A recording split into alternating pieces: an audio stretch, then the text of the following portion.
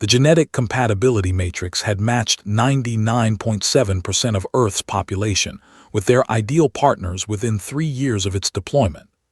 Alex Martinez stood in the sterile white chamber of the GCM Processing Center, watching the holographic display cycle through potential matches with growing dread. Every face that appeared, every compatibility score that flashed across the screen, felt wrong in a way he couldn't articulate. Subject 7749 Alpha, your primary matches are being recalibrated, the AI administrator announced, its voice clinically neutral, expanding search parameters beyond standard human genome database. Alex's stomach dropped.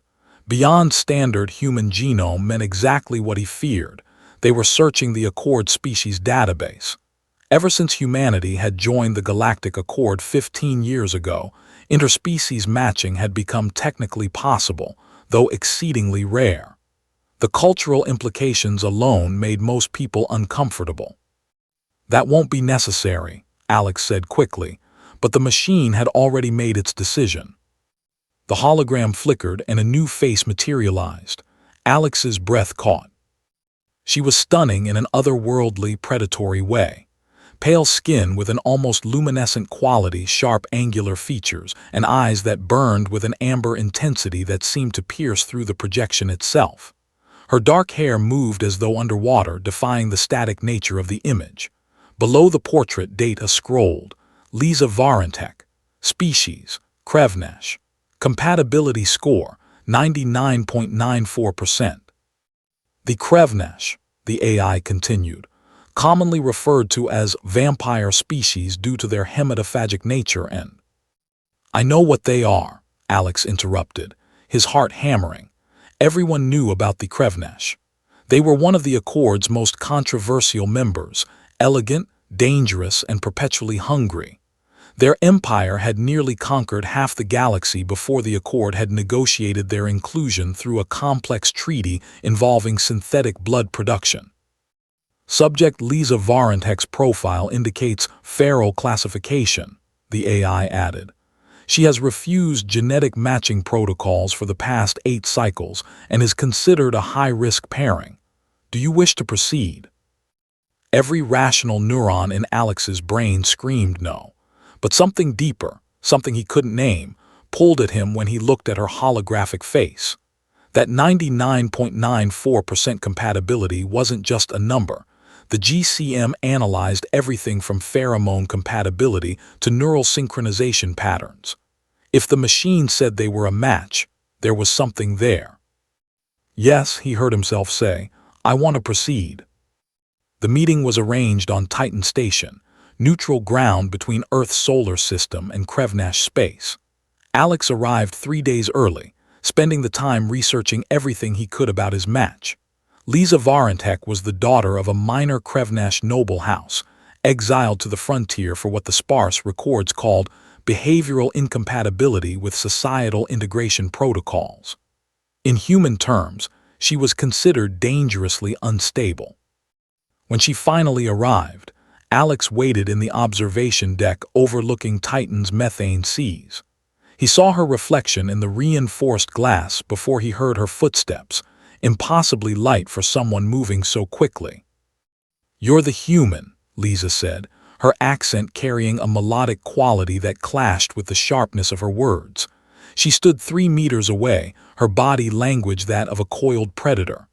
The one foolish enough to accept a match with a monster. Alex turned slowly, keeping his movements deliberate and non-threatening. In person, she was even more striking than the hologram had suggested. She wore a form-fitting black suit that seemed to absorb light, and her amber eyes tracked his every micro-movement with unsettling precision. Alex Martinez, he said, extending his hand in the traditional human greeting. And I don't think you're a monster. The GCM doesn't make mistakes. The GCM, she spat the acronym like a curse, is a machine that thinks it can reduce souls to mathematical equations. It knows nothing of hunger, of instinct, of the hunt. Despite her words, she moved closer, her nostrils flaring slightly as she caught his scent. You smell. Wrong, too calm, too accepting. Should I be afraid? Yes, Lisa said simply, and suddenly she was directly in front of him, having crossed the distance in a blur. Her hand came up to his throat, not squeezing, just resting there with her fingers against his pulse. I could tear your throat out before your nervous system even registered the movement. Your species is soft, fragile. Prey. Alex's heart rate did spike then, the primal part of his brain finally catching up to the danger. But underneath the fear there was something else, a strange sense of rightness that he couldn't explain. The GCM says we're compatible. That means something. It means, Lisa whispered, her face so close he could see the intricate patterns in her irises, that your biochemistry calls to mine in ways I cannot ignore, that your neural patterns resonate with frequencies I have not encountered in any of my kind, that when I am near you, the hunger that has defined my existence for 2 centuries becomes quieter. She pulled back abruptly, turning away. But compatibility does not mean safety, human. I am feral because I rejected the conditioning that makes my people suitable for civilized society. I refuse the neural dampeners that suppress our predatory instincts. What I am, what I truly am, would horrify you. Alex moved to stand beside her, both of them looking out at Titan's alien landscape. The GCM didn't just match our genetics, Lisa. It matched our psychological profiles, our emotional patterns, even our trauma signatures. I'm not some naive civilian. I was part of the Mars Colony Defense Force during the Enceladus crisis. I've seen horror. I've been horror. For the first time, Lisa looked at him with something other than predatory assessment. You've killed. In combat, in situations where it was necessary. Alex's jaw tightened. The things I did to protect my squad. The GCM flagged me as aggressive protective disorder with emotional dissociation markers. That's why none of my human matches worked. They were afraid of what I might become. But you think I won't be? Lisa asked, something almost like vulnerability flickering in her voice. I think, Alex said carefully, that you see what I am and aren't afraid. And I see what you are, the predator, the hunter, the feral thing you think makes you monstrous. And I'm not afraid either. Maybe that's what 99.94% compatibility actually means. Not that we're perfect, but that we see each other's darkness and don't flinch. Lisa was quiet for a long moment.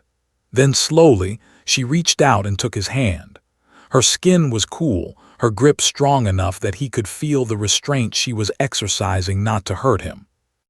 The hunger is still there, she said softly. I will always be what I am. I know, Alex replied, and I'll always be what I am, but maybe together we can be something that works. She smiled then, and her fangs were indeed sharp and dangerous in the low light of Titan Station, but there was warmth in her eyes that hadn't been there before. The GCM, she said, may be smarter than I gave it credit for. 6 months later, Alex stood in the shared quarters they'd established on the edge of human space, watching Lisa hunt in the biodome they'd constructed. She moved through the synthetic forest with inhuman grace, tracking the bioengineered game that satisfied her nutritional needs without requiring human blood.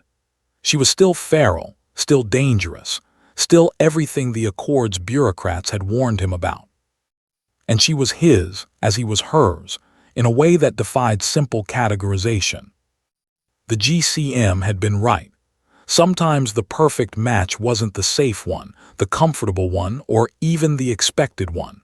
Sometimes it was the match that understood your darkness because it carried its own, the match that saw your fangs and claws and said, yes, this is what I need. As Lisa emerged from the biodome, blood on her lips and satisfaction in her eyes, Alex pulled her close.